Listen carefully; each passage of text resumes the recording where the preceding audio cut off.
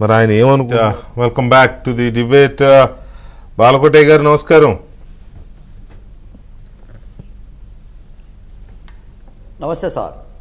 బాలకోటే గారు, ఏంటి రూపం మార్చుకున్న అంటరానితనం అనేది మీకేమన్నా కొత్త రూపంలో కనపడుతోందా, లేకపోతే జగన్మోహన్ రెడ్డి గారు అసలు అంటరానితనం అంటే ఆయనకేం తెలియదా, మరి మిగతా వాళ్ళంతా అంటరానితనం పాటిస్తున్నారు, నేను ఒక్కడనే పాటించట్లేదు అనే రకంగా నిన్నటి స్పీచ్ ఓవరాల్గా మీరు ఫాలో అయ్యారు కదా ప్రతి క్షణం, ఏంటి మీ విశ్లేషణ ఏంటి దాని మీద?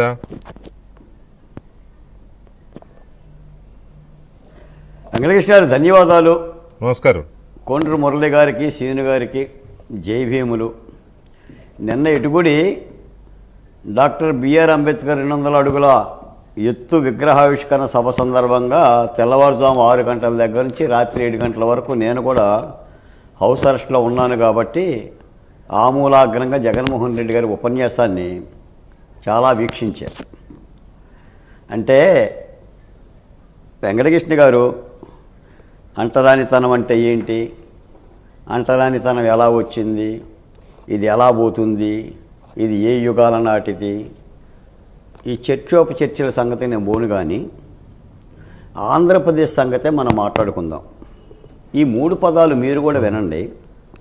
జగన్మోహన్ రెడ్డి గారు తారక మంత్రంలాగా, హనుమాన్ చాలీసాలాగా లేదా బైబిల్ లాగా చెప్పే మాట ఏంటంటే సామాజిక న్యాయ మహాశిల్పం. ఈ అంబేద్కర్ యొక్క పేరు పెట్టింది. 2 సామాజిక సమతా సంకల్ప సభ. 3 సామాజిక సాధికార న్యాయ యాత్ర.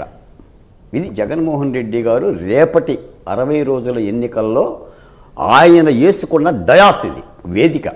అంటే సామాజిక న్యాయానికి నేనే బ్రాండ్ అంబాసిడర్ కర్మక్రియ అని చాలామంది మా నాయకులు కూడా, మంత్రులు చాలామంది నాయకులు కూడా అభినవ్ అంబేద్కరు జగన్మోహన్ రెడ్డి అని చెప్పేసానని మాట్లాడారు. నిజానికి ఆయన అభినవ అంబేద్కర్ కాదు, కానీ అభినయ్ అంబేద్కరు.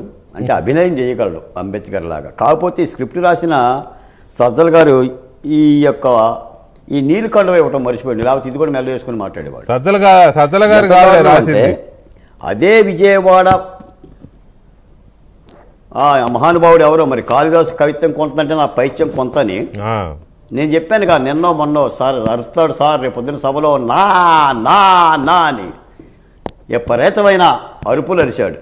కాకపోతే కొత్త మాట ఏంటంటే రూపం మార్చుకున్న అంటరానితనం. ఖచ్చితంగా జగన్మోహన్ రెడ్డి గారు చేస్తున్న పని అదే. ఆయన తన రూపం మార్చుకుంటాం.